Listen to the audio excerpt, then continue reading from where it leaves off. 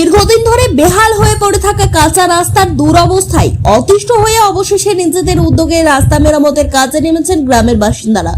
ঘটনাটি বাঁকুড়া জেলার জঙ্গলমহলের রানীবাঁধ ব্লকের আদিবাসী অধ্যুষিত খেরিয়াশাই গ্রামে প্রায় 70টি পরিবারের বসবাস।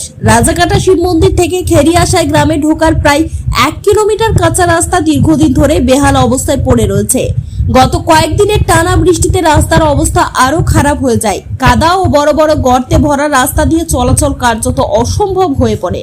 তাই আর অপেক্ষা না করে গ্রামের মানুষ নিজেরাই পাথর ও মোড়াম ফেলে রাস্তা মেরামতের কাজ শুরু করেছেন। গ্রামবাসীদের অভিযোগ, গত প্রায় 15 বছর তৃণমূল সরকারের আমলে এবং তার আগে বাম সরকারের সময়ে এই রাস্তার স্থায়ী সংস্কারের উদ্যোগ নেওয়া হয়নি। স্থানীয়দের দাবি, এই রাস্তা দিয়ে প্রতিদিন পড়ুয়ারা রানীবাঁধ উচ্চ বিদ্যালয়ে যাতায়াত করে। অসুস্থ রোগীদের রানীবাঁধ ব্লক হাসপাতালে নিয়ে যেতেও এই পথই একমাত্র ভরসা। কিন্তু বেহাল রাস্তার কারণে অনেক সময় অ্যাম্বুলেন্স বা অন্যান্য যানবাহন গ্রামে ঢুকতে চায় না, ফলে দুর্ভোগ চরমে পৌঁছায়।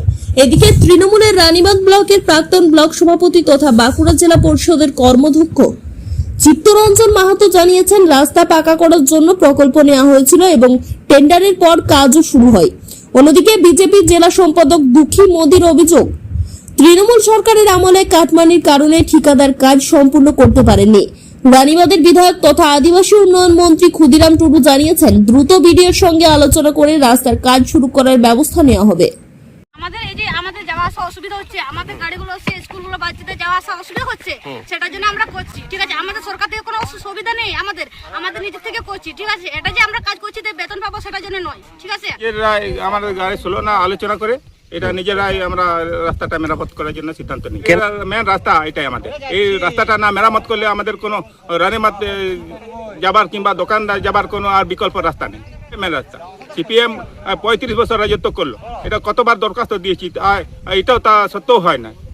এরপরে 12 বছর টিএমসি আমলে আরও দরখাস্ত দিলাম 4-5 বার, কিন্তু তাও আমাদের এই রাস্তাটা কোনো দেখাশোনা করতেও আসে না। ভোটের সময় আসে, যখন আমরা ভোটের সময় বলে এই রাস্তাটা না করলে আমরা ভোট দিব না, তখন আমার বিভিন্ন রকম প্রতিশ্রুতি দিয়ে আমাদেরকে ভুলাই রাখে। আমরা কি চাইছি, মানে এই রাস্তাটা যাতে হয়, পাকা হয়।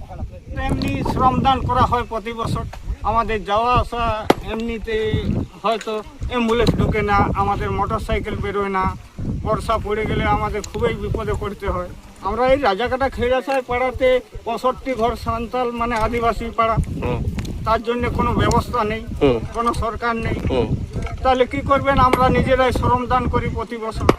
আমরা মানে অনেক আগের থেকে বলে আসছি, প্রত্যেকটা সরকারকে বলে আসছি। আমরা আগের সরকারকে বলেছি, মধ্যেখানে আমরা 15 বছর ছিল সরকার, ওনাকে বলা হয়েছে এই হবে, এই কাল হবে, এই জেলা পরিষদে দেওয়া হয়েছে রাস্তাটা, এই অমুক জায়গায় দেওয়া হয়েছে, এই করে 15 বছর তো গেল। গ্রাম দিয়ে থাকবে না, এখানে পুরো কংক্রিট দিয়ে ঢালাই করতে হবে পুরো। এটা তো মানে বর্ষাকালটা 16-এর মধ্যে রাস্তাটা। নির্বাচনের আগে, বিধানসভা নির্বাচনের আগে রাস্তাটি অনুমোদন হয়েছিল।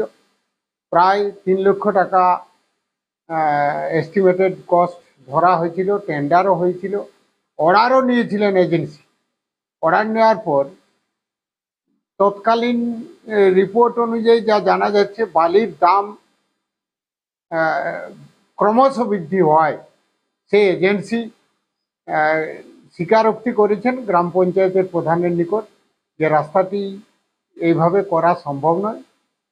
দেখুন, যে রাস্তা সম্পর্কে সেটা আমার কাছে এই খবর এলো, আমি নিশ্চয়ই বর্ষার আগে এটাকে সংস্কার করার চেষ্টা করব এবং ব্লক আধিকারিককে বলবো যে এই সমস্যাটাকে দ্রুত সমাধান করার জন্য। ব্যুরো রিপোর্ট, জেলার বার্তা নিউজ।